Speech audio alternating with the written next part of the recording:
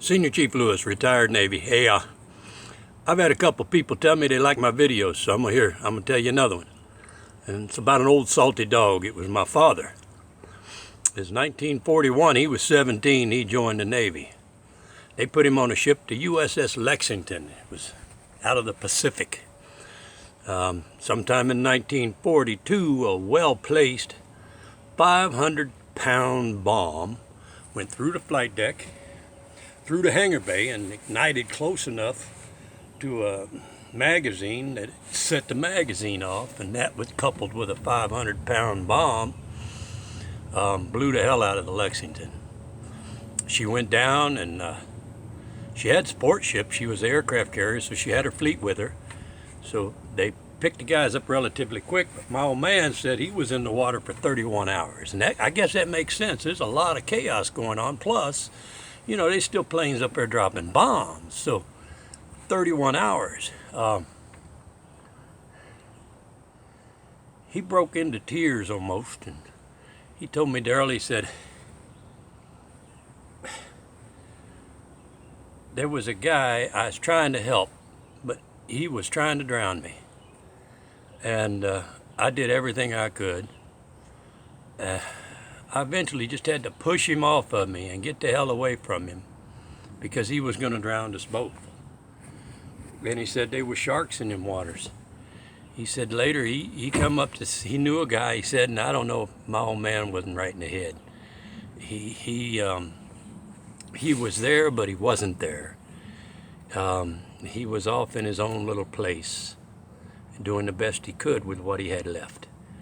And he said he come up on this guy and he hit him on the shoulder, and he rolled up and had no legs. He said he had it bit off his legs. My old man didn't have a lot of feelings. And if he did, he kept them to himself. Most compassionate I ever seen my dad. I was about 7, and I used to like to play with matches. And our property had a big hill and a yard that went down a ditch and then a gully that went up the far side. And I was over on that gully playing in the dried leaves and in the stuff. And I used to set a leaf on fire and I'd throw it off, and set another leaf on fire and throw it. And something attracted my attention over here, and I was looking over here, and my dad called me. And he was back there, and I turned around, and I said, Dad! My eyes just lit up, and I headed out and jumped that ditch, ran up the hill to see my dad. And he put his arm around me in a way that he'd never had before. And he spun me around. And when I looked up, I saw a fire heading out in every direction from a circle in them leaves. And I'm thinking, my life is over. I'm a dead man. A kid. He said, Daryl, he said, I've been looking for an excuse for years to burn off that back hill. Let's go in the house. I want to show you something. And he took me in the house, and he opened a dresser drawer, and he pulled out a blue case, velvet lined, from the Navy, opened it up, and there's a bronze star in there. I said, damn. I kind of knew what a bronze star was. He said, Daryl, I got this. He said, I was a bow gunner on a cruiser. And he said, them Japs was flying down at us, shooting. And I stayed on that gun up there on the bow, just firing away. And I never left. He said, I didn't give a damn. He said, they'd have had to kill me to get me off that gun. I said, Dad, that's cool. Yeah. So, a while back I told a story about what happened on the Iowa. And it had a healing effect on me. And I think my dad was carrying around PTSD his whole life and never got rid of it.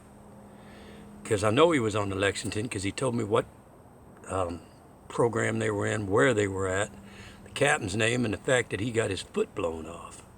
And I seen that in a documentary some 35, 40 years later. He knew the captain's name. I think he told some lies, but like I said, he never was right in the head again. I was short a father in my life. And that father was still back here in that water on the Lexington, I think. He died of a heart attack, and I miss him. And the only piece of advice that my father ever gave me was, Daryl, if you join the service, you join the Navy. He said, don't you don't you join any other branch. And I swear to God, that was the only piece of advice I ever got from the man. And I joined the Navy, and I had a good career, and I'm happy, and I have sad stories, and I have happy stories, and I'm alive, I'm a human being, and damn this life, I'm gonna live it to its best. I got other stories. If you're interested, I'll keep them coming.